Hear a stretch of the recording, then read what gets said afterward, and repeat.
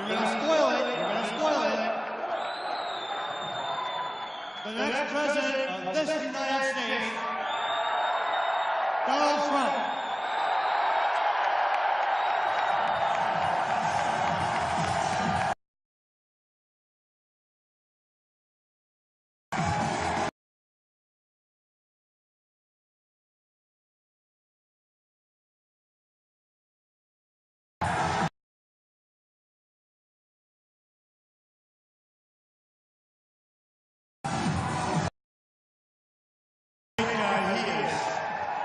Thank you, Governor.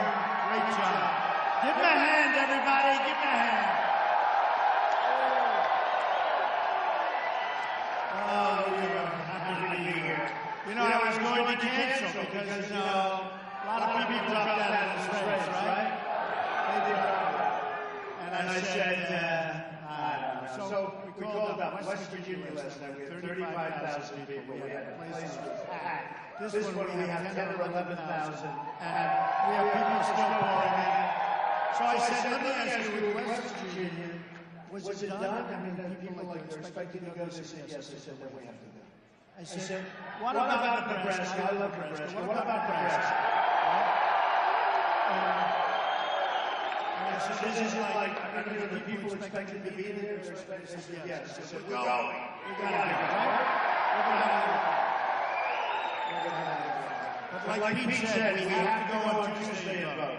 Because we're looking to break the all-time record. We passed Eisenhower. We passed Nixon. We passed almost everybody. We're just about ready to pass Ronald Reagan, who we love. We're just about ready to pass. We just passed everybody. And we have a lot of states to go. But we want to create such a record like they haven't had before. So if you can, on Tuesday, it'll take 2 minutes. Go in, vote.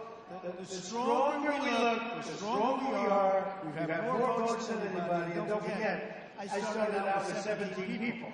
And one by one, it was a beautiful thing to watch.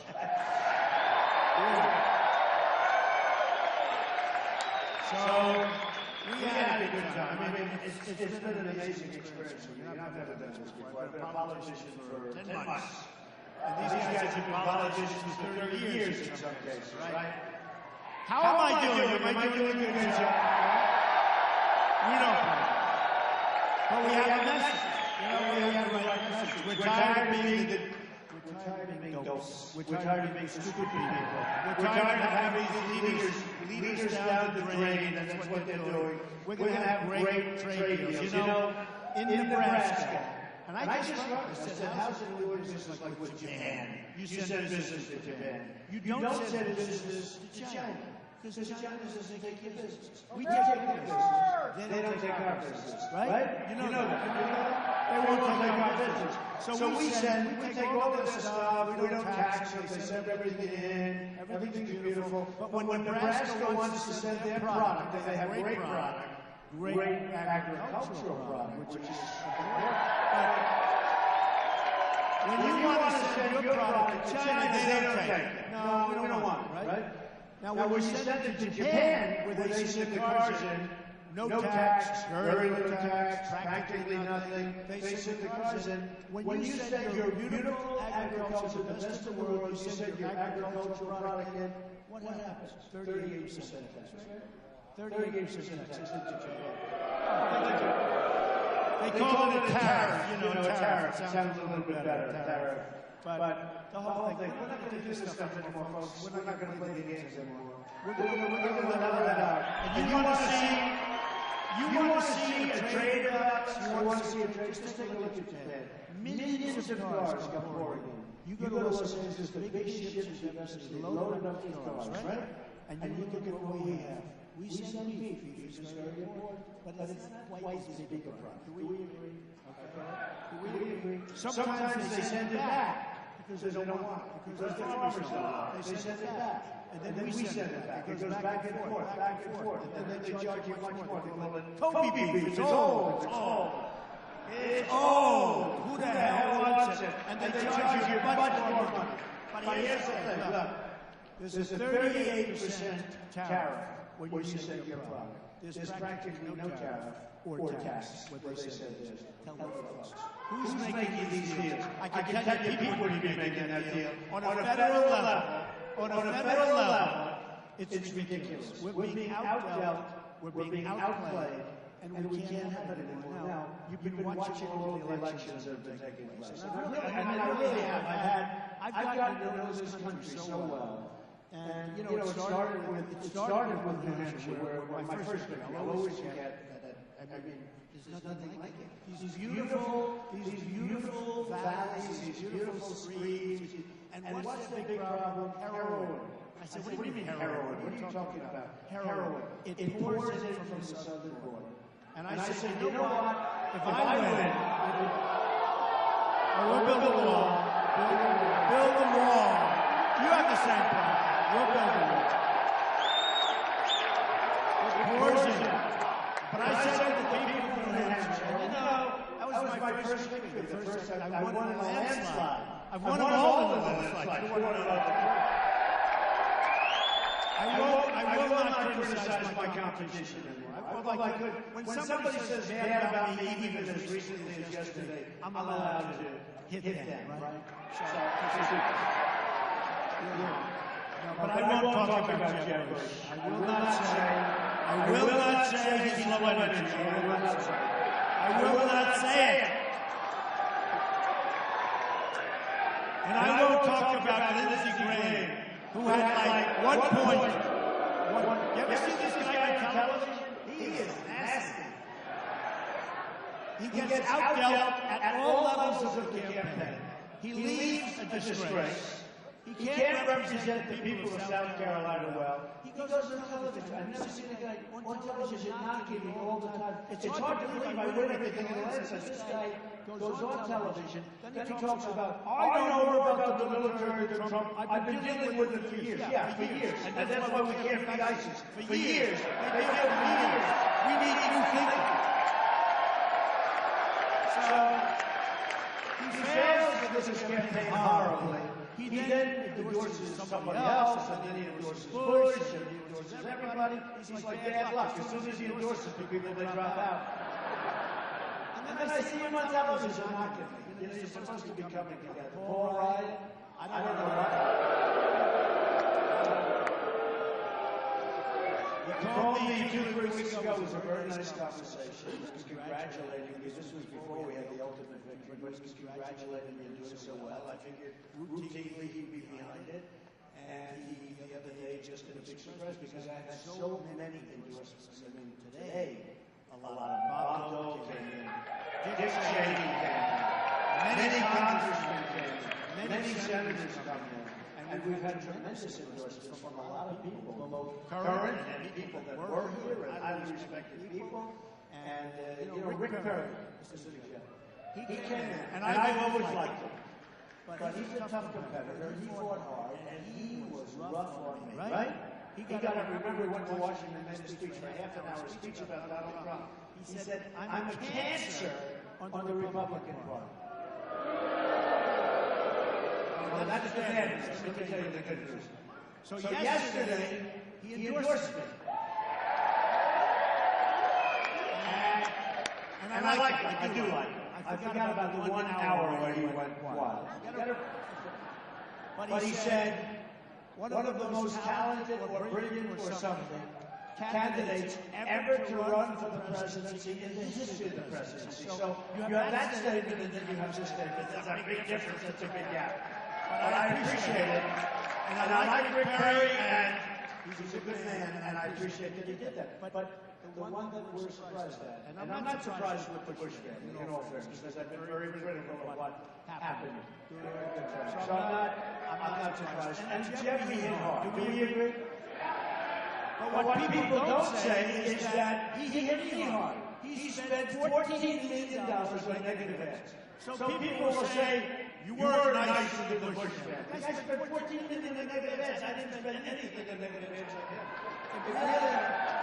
It really tells you when somebody can spend $14 million on negative ads, it sort of says like, I would go up to New Hampshire before the vote. The best was Florida.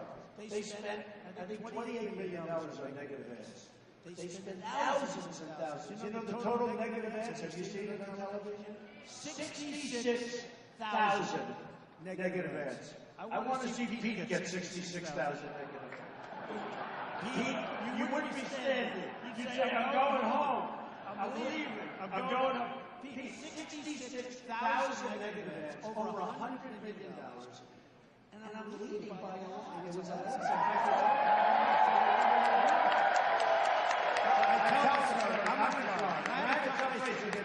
I like Mark. I like everybody wants soda. I like people.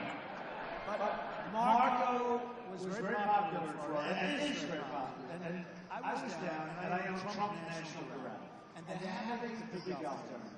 And Adam Scott from Australia is one of the top couple of golfers in the world. Long play, everything. He ends up winning with a phenomenal chip shot. Almost loses the 18th hole of the round.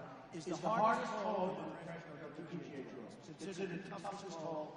It averages like 4.8, which is impossible for a par 4, right? So Adam Scott hits a good drive, then he hits a shot, and he goes left, almost goes in the water. He hits this unbelievable chip shot, a flop shot, 4 or 5 feet from him. He sinks the putt, he wins the tournament, and all week long, I'm watching these horrible negative ads about himself. And we have hundreds of televisions all around the world. We have all these televisions where it's called the Cadillac World Championship. It's a big tournament. And thousands and thousands, tens of thousands of people. And I said to myself, oh, wait a minute, I forgot about this. I'm supposed to go out every week and hand the trophy to Adam and all the people that did the PGA Tour. And I said, wait a minute, what happens if they have big fans? They go in because they said, and now I'm Scott, but before we get to that, I will have a few commercials. Thank you very much. I said, oh, this is terrible. I said, turn it down. I told my people, get the television turned off. Turn it up, there were hundreds, they were all over the place. And lo and behold, ad after ad after ad. And the election was like the next day. And I had hit four times. By the way, the ads are wrong. Yeah, for the most part, right? But the ads are wrong. They're lies. I mean, there's one guy, one company, Club for Growth, crooked as hell. They go out, they ask me for money. I said, how much? $1 million. I said, I don't even know who you guys are. I did it as a favor to a friend of mine. Would you see the Club for Growth? Give me a break. How about that name? So they write me a letter asking for $1 million. I tell them no, and then they advertise all over the place for a bad person. I should have paid the $1 million. It would have been easy. But so what happens in Florida is they have these ads all over. And we have the election, and I win by a massive landslide. And I actually told my people that there's no way we can win because I have been here for 4 days, and they didn't even, I mean, I want to see like a Tide ad or Palmolive soap, okay? Or Coca-Cola or Pepsi-Cola. I want to see it in the ad. I was dying to see like a normal ad. They were not. It was all political and it was all about me and it was horrible. And so I said to my people, there's no way I can win. All week long, I've been watching horrible ads about myself. There's no way. And I won by over 20 points. It was a massive landslide.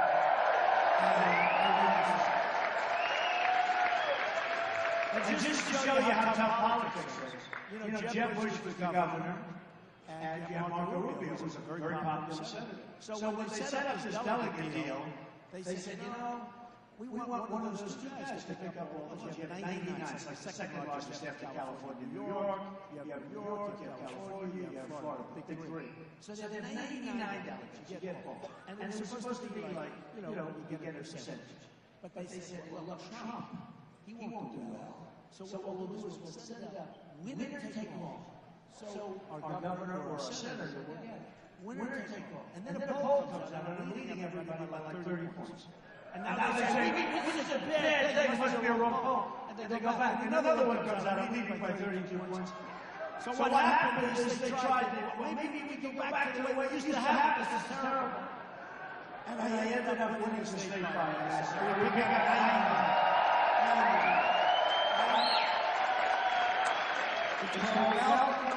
Welcome to the world of politics. It's a nasty business, I'm telling you. And even though I'm no fan of this Bernie Sanders, but I'll tell you, that system is so rigged. And you notice, he's now using my language. He's trying to, the system is rigged. using my language. I've been saying this, right? Now, the difference is that their system has superdelegates. That's too obvious. Whereas the Republican system is much more sophisticated. It's the same rigging, but it's less obvious. So it's a smarter system. But let me tell you, we've now exposed it. But here's the way I look at it. I won, so I don't care anymore. Right? We don't care anymore. Let somebody else worry about it. Right? Let somebody else. And the only way I won was massive wins. It's like the boxers. You know, they go into unfriendly territory and they say to me, you know, Mr. Trump, it's unfriendly, and if it's a decision, I'll lose, but I'm going to knock them out. That way I don't have to worry about it. So I had to knock them out, and we knocked them out. We went to New York, we went to so many different, South Carolina, Alabama, Arkansas, Florida, Kentucky, Missouri. So many places I was supposed to not win, and we won, and the South was great. And then right after that, we had won Massachusetts. Now, Tom Brady's with them, and that helps in Massachusetts. I have to do it. Having Tom Brady helps a lot. But, you know, we won so many places, and now we go, and it looks like we're doing unbelievable, and we're way ahead of everybody that's ever run. Millions of people have come into the Republican Party. And we're going to win states that nobody else can even think about, right? You know that. We got to win Nebraska. We don't win Nebraska. And believe me, I will get rid of those tariffs in Japan, which our politicians should be able to do.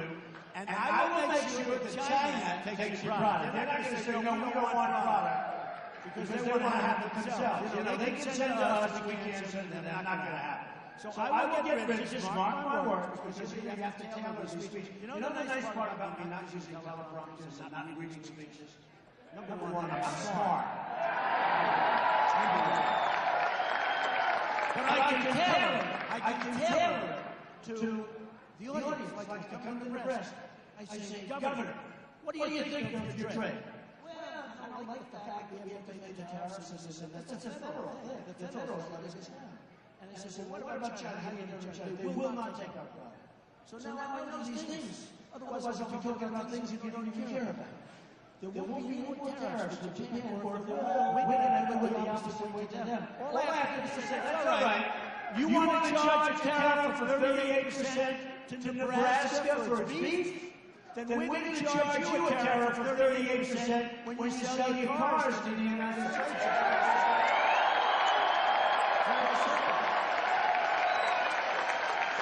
And you know what they're going to do? If they think that they need it, they know I need it. You know, I'm self-funding my campaign. And all these organizations are getting a lot of money. But I'm self-funding my campaign. Take a look at Hillary. Take a look at where she's getting that. Did you hear Bernie Sanders say she suffers from bad judgment? Is she right? I wrote that one down. Bad judgment. And it is. Look, the emails, that's bad judgment. It's also dishonest. That's why we call her crooked Hillary Clinton. Hold on a second. But she suffers from bad judgment. So we're going to take care of that, and we're going to solve it. We have a problem like in Indiana one day. And a friend of mine said to me, you know, you're about 12 points down in Indiana. And then a lot of people, including I love people, but I think his brother doesn't like me as much as he does. But I like him so much, I'm starting to like the Chicago Cubs again. But we had a problem because we went to Indiana. We have these groups. Never Trump. People love me. You know, a lot of the rich don't like me. But the people love me. The people love me. The loyalty of our folks. And by the way, we're going to make our country great, folks, for everybody. For one, for African Americans, for women, for men, for rich, we're going to make it good for everybody. And we're going to bring our jobs back, and we're going to have jobs for everybody. We're not going to let them keep taking our jobs. So here's the story. I went to Indiana, And who's better in Indiana than Bobby Knight, right? And a year ago, Bobby Knight called me and he said, if you ever need me, you're the one I want to run for president. And he's a tough guy. He's tough, he's smart, he's unbelievable, he's a loyal guy. It's amazing. Bobby Knight won 900 games, 3 championships, last man ever to have an undefeated team in the NCAA. Last man, amazing. You think go easy. I said, Bobby, why doesn't that happen more? He said, your shooting guard is one great night, and then you have a loss. It's sort of interesting, but I spent a lot of time with him. And they all said, if you could get Bobby Knight. But Bobby Knight called me a year before I ran. And he said, you should run. And if you do run, I'll be there for you. So for everyone says Bobby Knight, and Indiana was a big mistake for me. Because everything was going good. We had just won New York in a landslide. We won Pennsylvania, all landslide. Maryland, Connecticut, Delaware, Rhode Island, we won them all. And then the last stand for Pete's family, but not me. And everybody else. Everybody else. No, he likes me now because he wants to get rid of that tariff, right? He knows I'll do it for him. He's great. But the last stand is going to be Indiana. So I had to win because they're all coming in tens of millions of thousands, pouring all these different groups. They want to stop Trump. They call him, why do you want to stop him? They don't even know. They had this one woman on. Oh, this one. They had this one woman on. You know, I'm not even allowed to think she has blonde hair because they say it's sexist. You know, Hillary Clinton, he spoke harshly to a woman today. He therefore treats women badly. This woman is out of control. It's her only chance. She should keep doing it because it's her only chance of winning. And do the women like me, by the way? Do the women? I think they like me. I'm telling you, every single state I won with women, I won with them. I won with them. I don't even care about the men anymore. I just want to win with them. The hell with the men. And the men, I've been winning with men. I've got these massive numbers. They all say, you win with the men, he's through the roof. The hell with that. I want to win with the women. Okay? I want the women. So they're all saying Indiana. Great place, great people. I have some great friends there. The Hillbirds, some great people. And they also say Indiana's like firewall. That's all. So 4 or 5 months ago, I was 10, 12 points down. So I went there 2 weeks before the election. I made a couple of these guys' speeches. We had fun. We had tremendous turnout. I said, how am I losing? Nobody gets these guys. I had one over 20,000 people. I said, when you have 20,000 people, and other people, I don't use their names anymore. I would use their names, but I don't do that anymore. Because you win, you don't use their names anymore, right? But other people would have like 300 people. They'd have 196 people. I'd have 25,000 people. So I said, wait a minute. How do I have 25,000 people and 2 days before one of the other candidates there had like 200? And I'm supposed to be in second place? I don't think so. Anyway, I laughed and I was up. Then I came back a couple of days before, we stayed there, and it was incredible, and then we won. But Bobby Knight was unbelievable. And Bobby Knight went around with me, and he went into those crowds, and they loved him in the end. And I'll tell you what, it was an incredible endorsement. And you know, endorsements usually don't mean that much. You get them from some politicians, you get them, it doesn't mean. But when you get an endorsement of Bobby Knight, in Indiana, it was something really special. It was unbelievable. So Indiana, which turned out to be, it was going to be the firewall, it was going to be something I couldn't win. I won with the evangelicals, big league. But I won with the evangelicals, I won with everybody. And what's going to be so important is to win Nebraska. Because, so what I did, and by the way, I like ethanol, okay? Is that okay? So I go out and I have statisticians, one of the most boring jobs in the world. They like it. No, it's got to be. I look at pages and stuff in Indiana. And it doesn't matter because what I told you, one said the manufacturing jobs are also Clinton administration lobby to put China into the World Trade Organization, World Trade Organization. Nebraska is doing lots of things. You got horrible killing years in Omaha. We don't have to go into it, but illegal immigration. You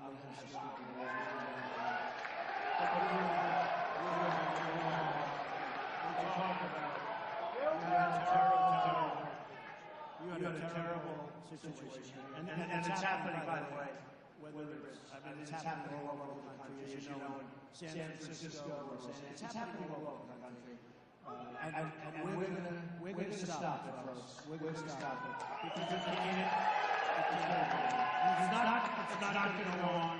And I looked at it and I read it, and we don't have to go over the names, but I read it, and what happened is horrible. But it's happening all over. And when I announced on June 6th that I came down the escalator with Melania, and they had some of those cameras back, the world's most dishonest people. See, that's most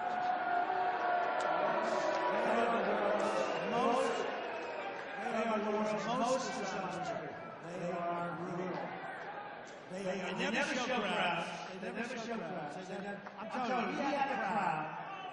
Last night, we had a crowd in West Virginia. It was a stadium. I guess it was ice hockey. It was massive. You couldn't get in. There were tens of thousands of people outside. They were trying to get in. We ended up putting big loudspeakers outside. But thousands. And I come home all the time. I come home. I sit with my family. I sit with my wife. I sit with other members of my family. Did you see the crowd? They go, no. Because we don't have too many protesters, believe it or not. Now, what we do, they make it a national story, right? If we have a protester, Donald Trump has protested. Any protest? I like protesters because you only can have protesters, please, on the camera. See, camera, there's a protester over there looking in the corner. Camera's looking in the back corner of the room right there. There's a horrible protest. Horrible. No, the only time they show. So I come home here, there's this massive arena. It holds massive amounts of people. I don't know, like an NHL arena. And it's packed every corner. People standing in the aisles. The fire department did me a favor. They let more people in from outside. And I come home. What did you think of the crowd? Well, I heard it. Because, you know, when you have 20,000 people screaming, it's different than when you have 200 people. It's a beautiful sound, right? But they didn't show. So I want some protesters. Did you see her turn on protesters? She doesn't do it. She had protesters. Her speech was 11 minutes long. She left. I have protesters. And my people are the races. But we have protesters. We've had some protesters. We had one protester that was so loud and so obnoxious. He had a voice like Paul Ryan. And the guy was way back in the corner with, I guess, with 22,000 people. And he's screaming. And it was, you know, unacceptable. So I was rough with him. And I started screaming. I said, get the hell out of here. And the press told me, they said, the way he handled that was mean. It was horrible. I said, get the hell out of here. Get him out of here now. Get him out.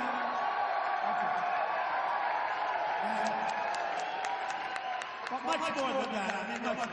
And the next day, the press said, Donald Trump treated that protester horribly. It was a horrible thing to say.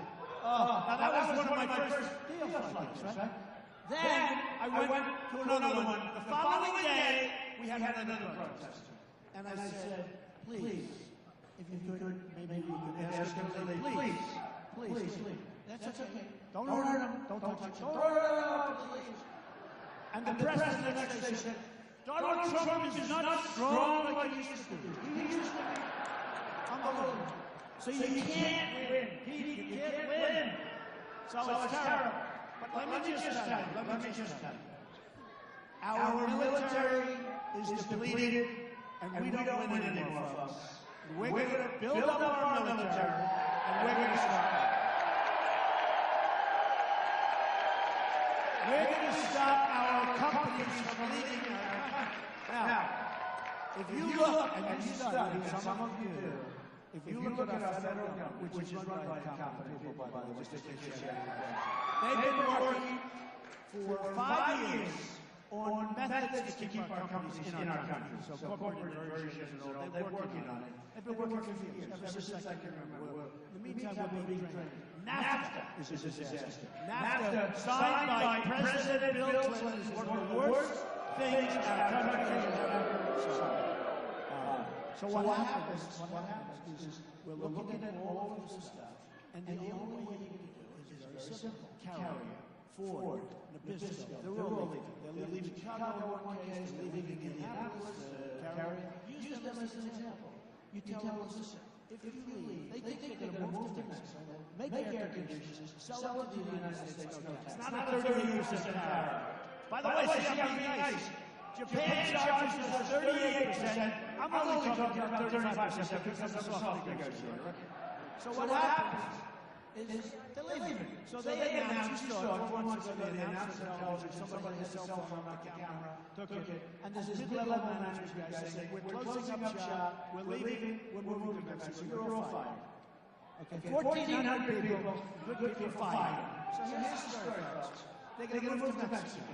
So I would stop the move, and you know, I always say, I know it's not presidential, but I love the stuff. I want to make the call myself.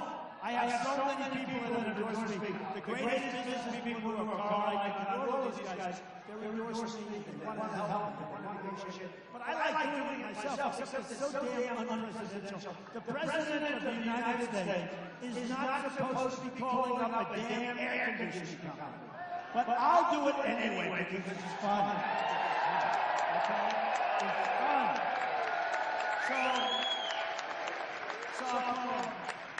Now, I'd like to call them soon, before they haven't moved yet, they're going to diversion. Say, just so you understand, if you move,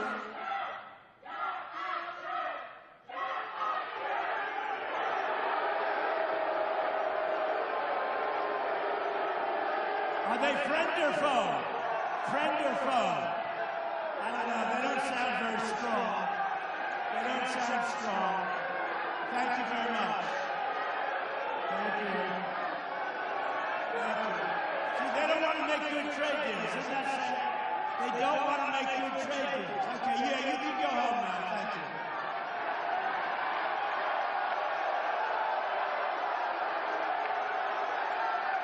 Get out of here. Get him out. Get out of here. Get him out. Go home to Mom. Say hello to Mom.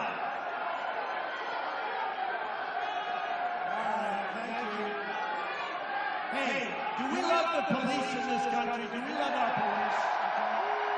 They get treated so badly. They get treated so badly, and they're so good, and they do such a great job. And if there's one mistake or one bad apple, it's on television for months and months and months. Let me tell you, the policemen, the police in this country do a phenomenal job. So I'd say to them, listen, you're not going to find these people, move to Mexico, get some cheaper stuff, build a little factory, and you say, here's what you're going to do. You're going to pay 35% tax every time you send an air conditioning unit across the border. It's 35%, and you know what's going to happen? They're not going to move. It's very simple. It's so simple. You know, they want to give low interest loans. How about the companies that take the low interest loans and then they move anyway? They give them the low interest loans, but they forget to restrict them from moving. So they give them a low interest loan not to move, and then they move. They say, these guys are really good. Okay, too complicated. Here's the system. We're going to charge you. Now, if they move to Mexico, we're going to say you should do it. Move back. But you know what's going to happen? If they move to another state, they leave Nebraska, they go next door, you got to compete yourself. But I will stop because of evaluations, all of the things. What China's doing is because they devalue, and they devalue far too deep, far too much, and they make it impossible for us to compete. And then, as I just learned from the governor now, we can't even do business from this state in China.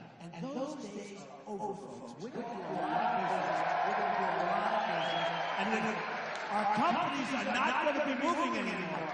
And if they do move, there are consequences. The consequences are they tax rates on the product again. Ford is building a $2.5 billion plant. They're moving people out of Michigan. They're building this massive plant. Now they're doubling up, they're going to build more. So here's what's going to happen. I'm going to say, folks, you can't do that. You're going to have to build. And the border's going to be so strong. It's going to be so strong. When those cars come across the border, we're going to charge them tax. Now, I'm a free trader. A lot of the so-called conservatives say, well, that's not right, because that's not free trade. We have no choice. We have dumb people negotiating deals. We have to do it right. And I believe in free trade, but we lose on every single deal. You can look at any single country in the world that we do business with, and we're behind the eight ball, because we have political hacks negotiating our deals. So here's the story, folks. We're going to make deals that are good for them. We're going to make trade deals. We're going to build walls that's going to be so good. See the height of that ceiling? See the height of that ceiling? That's peanuts. That's peanuts. We're going to have a wall.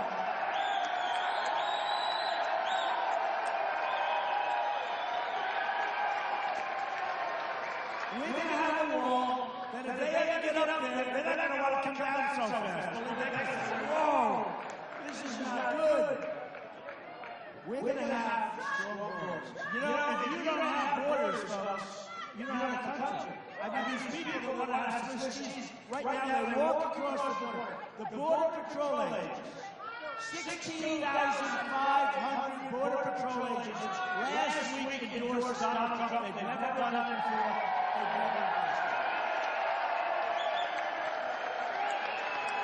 Sheriff Joe Arpaio, Sheriff Joe, endorsed Donald Trump. They endorsed Donald Trump. I'm going to do a good job. And I love these people. See these people in the front row? You know why they're leaving? Because after this, I got to go take pictures with these people. We call them the elite. I don't know if they're elite. I think you look better, frankly. But I got to go take pictures. So here's the story. We don't win any more as a country. We're going to win big league. We're going to win with our military. We're going to knock the hell out of ISIS. We have no choice. We're going to knock the hell out of ISIS. We're going to knock the hell out of ISIS. We're going to take care of our great veterans. Our veterans are not being compromised. I mean, Hillary Clinton said our veterans are fine, they're okay, and she wants all sorts of things to be given to illegal immigrants. She wants to take care of our illegal immigrants, the illegal immigrants. She wants to take care of them. She wants to give them Obamacare. Can you imagine? You're an illegal immigrant and you get Obamacare. Hillary Clinton wants to do it. Our country will be destroyed. Our country will be destroyed. And by the way, on the migration, we all have a big heart. But on the migration, we cannot take people in when we have no idea who they are. And by the way, they come into Nebraska. We have no idea where they come from, who they are, what they're studying. We have to do something about it. So here's the story, folks. We don't win anymore. We're going to start winning. We're going to win big. We're going to win with the military. Win for our rights. We're going to win with the vets. The poor vets. Are there any vets here? Right? Am I right or am I wrong? Right?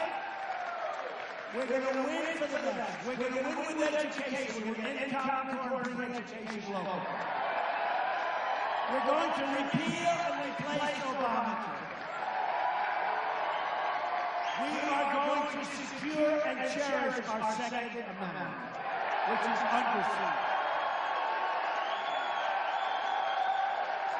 We're going to win at the border. We are going to build the wall. We're going to build the wall. And who is going to pay for the wall? Who? By the way, 100%.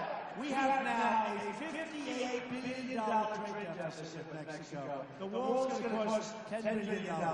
Believe me, they're going to pay. Believe me, that's easy. Okay? And lastly, we're going to make the greatest trade deals our country has ever made. We are going to take back our jobs. We're going to bring back our businesses. We're not going to let businesses leave. We're going to get you to get rid of the taxes in Japan. We're going to get business for you in Nebraska and China where you can't go. We are going to make our country so great again. We are going to be so proud of our country. You're going to be proud of your president. Now here's what you have to do. On Tuesday, go vote. We got to break all records. On Tuesday, go vote. Go vote. And in November, go vote.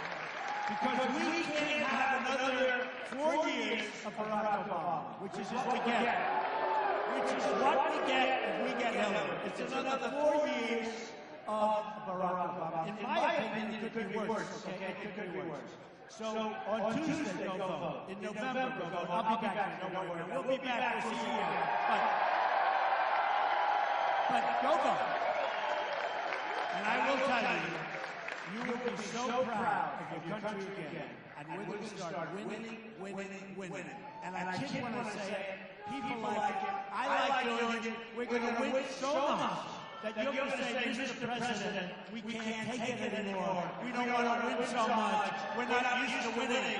Mr. President, sir, please don't always win. And I'm going to say, no way. We're going to win, and we're going to make America great again. Thank you very much, Nebraska. We love you. Go vote on Tuesday. Thank you. Thank you very much.